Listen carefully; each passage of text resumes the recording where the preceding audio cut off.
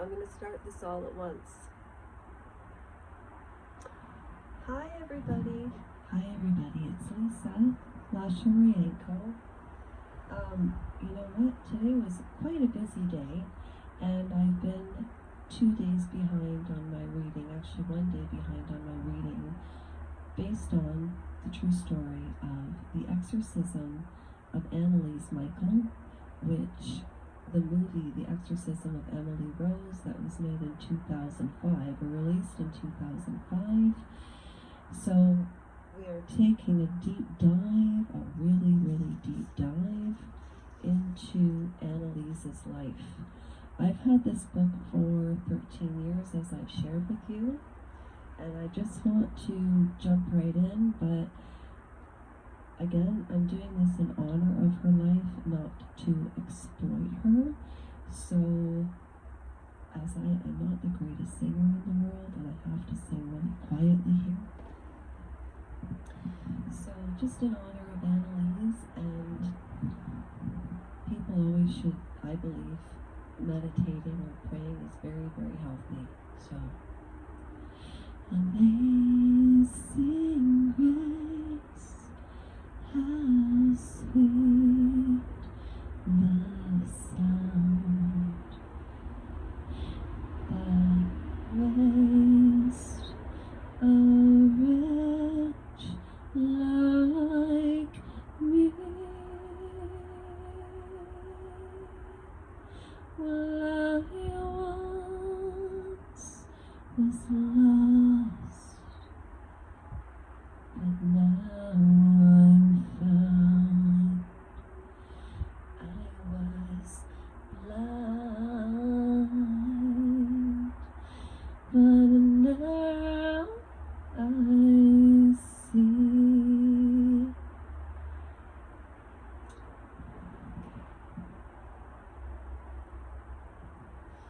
Okay, so I just want to share with you some fun facts before I start reading, and I don't need a mic to read, but I just wanted to share some insights that I've had into her early childhood years, which is basically chapter 1. Well, it is chapter 1. Her childhood years.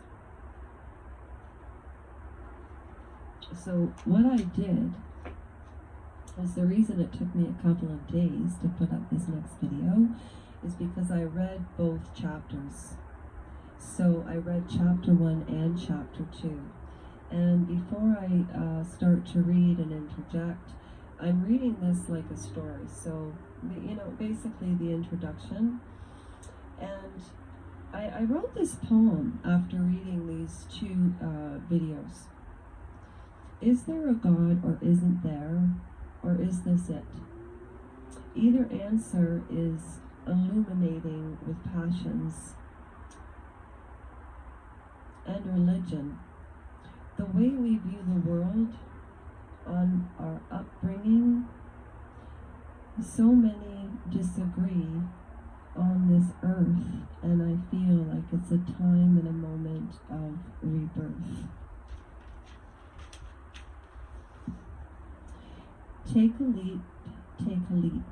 Stop the honk honk and the beep beeps, and the innocent cows who should wow us, we discard. Could you survive on a wing and a prayer today? No way. Money is the new deity. It's never by and by, or is it?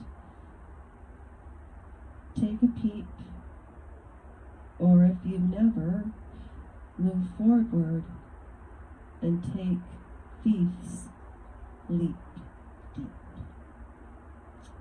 So I just wanted to share that. And, I was thinking about where Analese Michael lived in Lindenberg, in a tiny, tiny village, and for, hundreds of years, these human beings were considered to be peasants. And then when the industrial age, after the Second World War, because keeping in mind, she was born in 54, so again, she'd be 70, well, She'd be in her 70s today. I'm not going to be able to get through these chapters today because my battery's getting low and I'm trying to live stream and do this video at the same time, because this weekend I'm going to practice editing and slicing. But at any rate, when you think of World War II and Linsenberg, and these people were considered peasants, and they did live in areas that were very gray and dark with sort of like bushes of hay, and then there were these dark trees, gray skies, sometimes beautiful, and Catholicism is the thread in the family, just like aristocrats are the thread of the royal family in England or in Saudi Arabia or in Belgium or in Sweden or in Iceland or in Finland. And when you think of all of the evil that happened in Germany in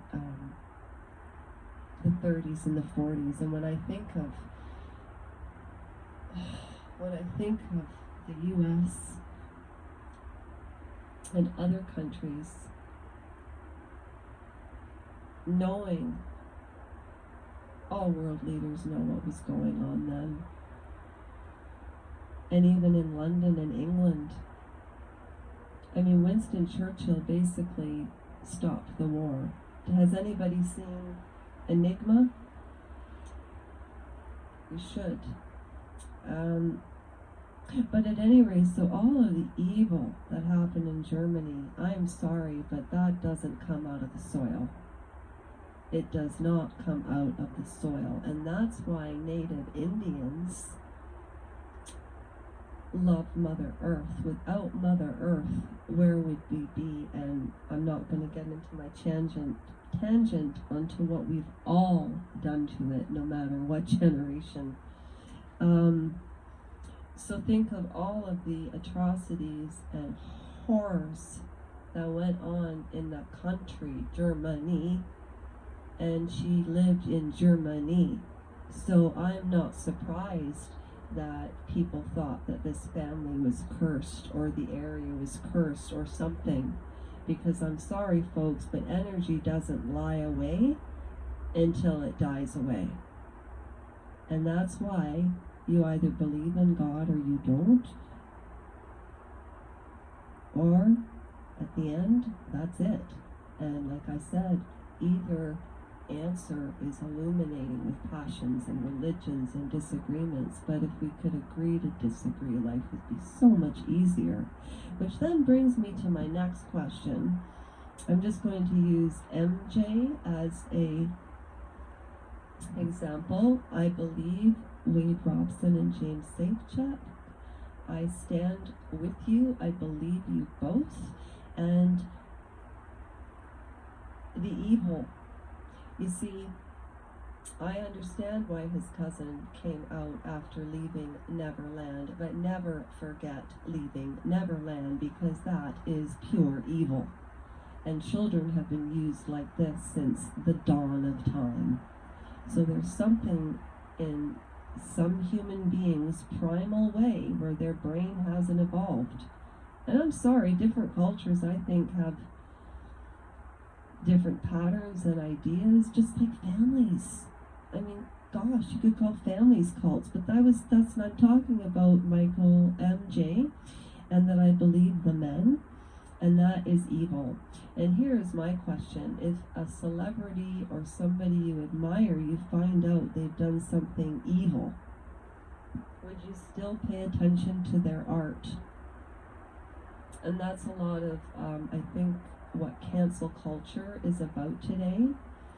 And it wasn't me that said this, but somebody said MJ was a monster of biblical proportions. And isn't it funny how people have unconscious bias? Like, for example, Bill Maher considers himself an atheist, yet you'll hear him say things like, "Oh, Jesus, help me." Very rarely, but I've noticed this as he's gotten older. So what I'm doing on this channel is I take deep dives into people's lives and celebrating us, not just as individualism, because we're not individuals. We are all individuals, but we're nothing without other people. And people who think they're everything, I don't think so.